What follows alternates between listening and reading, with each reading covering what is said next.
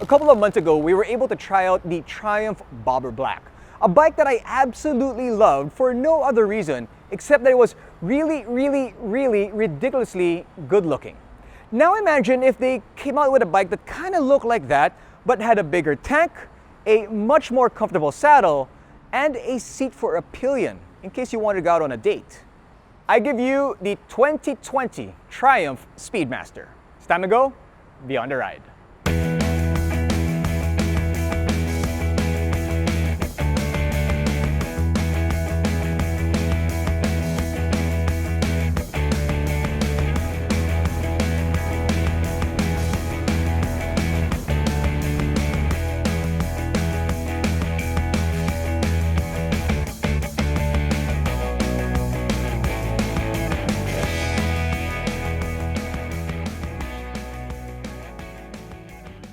The bike is powered by the same liquid-cooled 8-valve single overhead cam crank angle parallel twin engine with 1200 cc's that the Bobber Black has.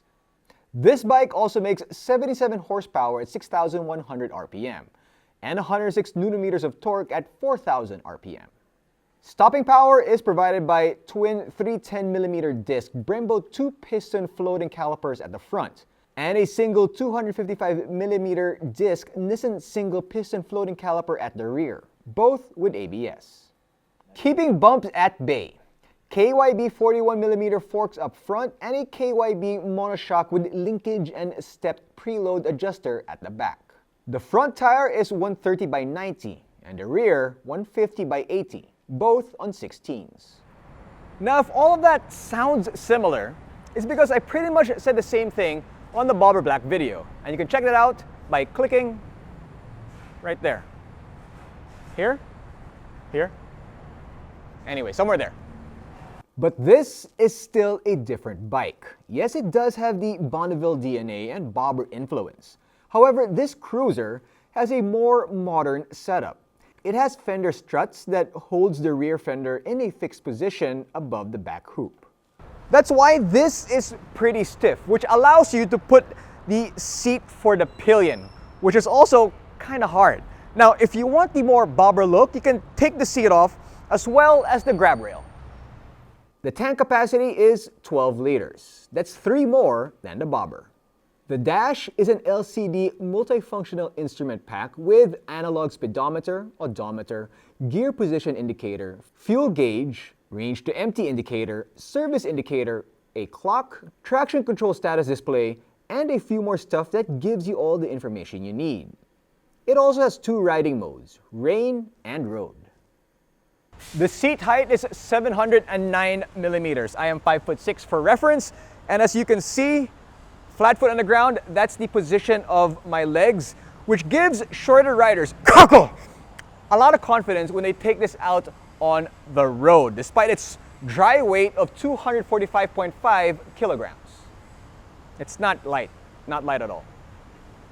The handlebar is also a little bit different. This is called the beach bar, and it does take a few moments to get used to twisting the throttle at this angle.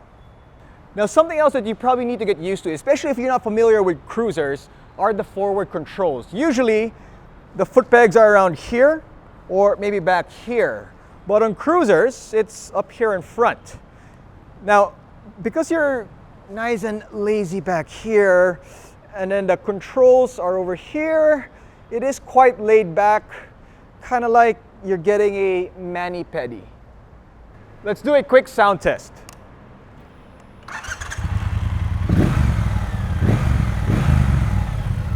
That's the nice, rich baritone, very similar to that of the Bobber. Actually, it does sound pretty much exactly the same. I love it. It's not bastos. In fact, it's kind of refined.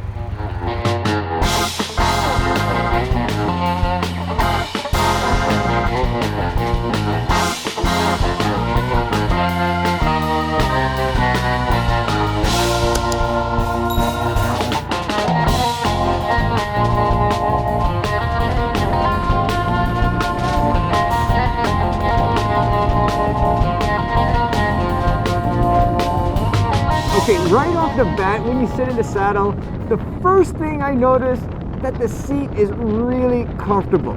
It's nice and soft, infinitely better than that of the Bobber. The forward controls, I'm not a fan of it. I get it, it's a cruiser, but it's just something I'm not used to. In fact, when I use my foot to point at the imperfections of the roads for the riders behind me, I need a second to remember where to put my foot.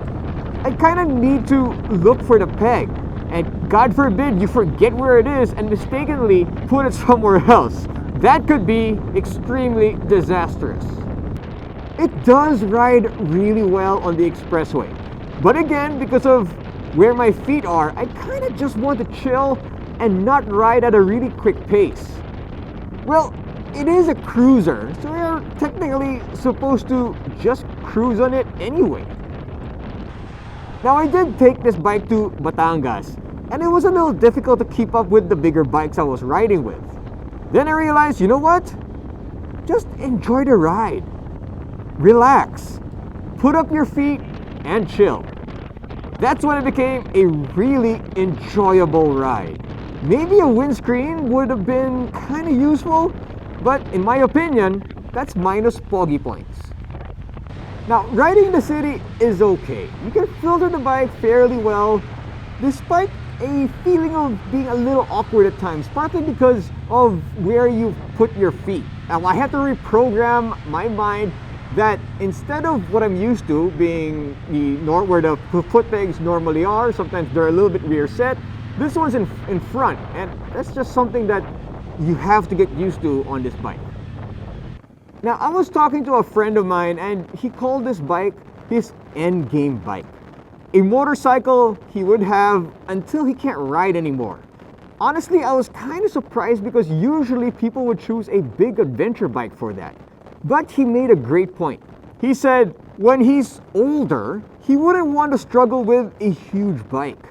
He wants something that's more chill, something that's relaxed, something laid back, but can still perform.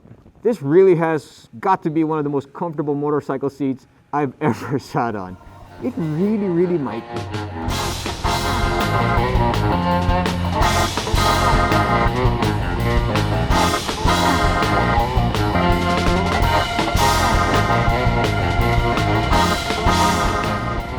So my biggest complaint about the Bobber Black was that it's kind of impractical and it's really uncomfortable. I love that bike purely because of its looks. This kind of looks like it, almost there. Plus, it's a whole lot more comfortable and really practical. And it can be yours at a starting price tag of 995,000 Philippine pesos. This particular model is 1,005,000 Philippine pesos. That is kind of a steep price. But if I ever find anybody to sit on the back seat, maybe a price tag is worth it. For more information about this bike and other MCs out there, log on to www.motodeal.com.ph. This has been Gene Rufino. Hope you guys enjoyed going beyond the ride. Wow, oh God!